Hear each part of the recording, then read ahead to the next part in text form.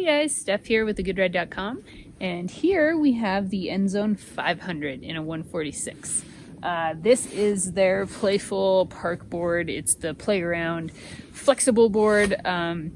It has a flat camber between the bindings, going to reverse camber, kind of outside of the bindings.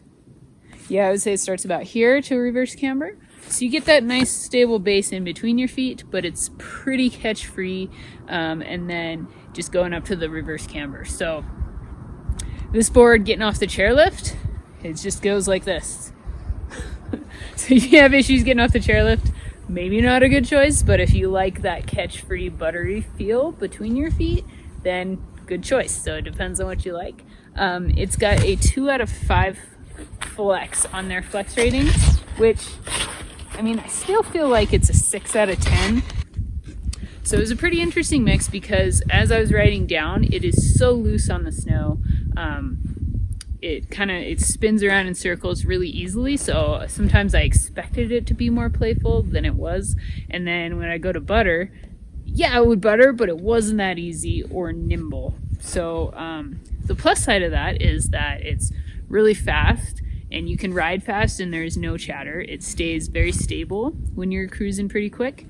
But for playing around and buttering, you know, you can do it, but it's not super playful in that sense.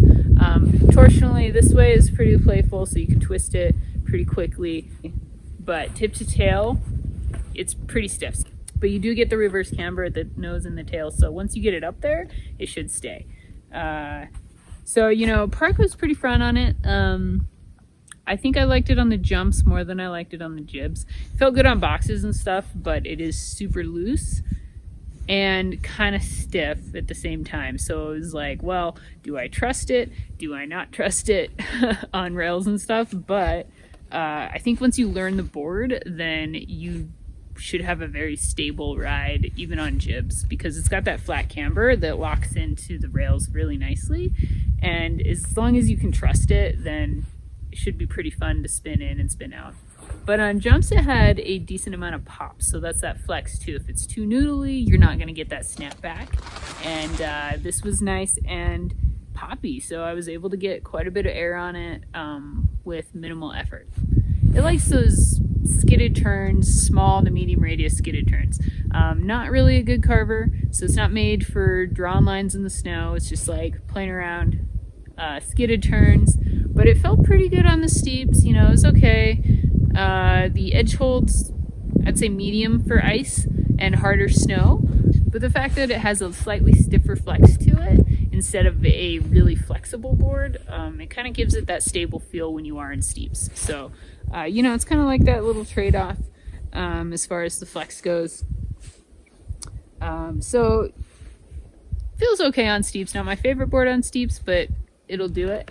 It really likes the blue on-piece runs, feels great on those. You know, green runs, sure. You know, smaller radius turns is good, medium radius turns, cool.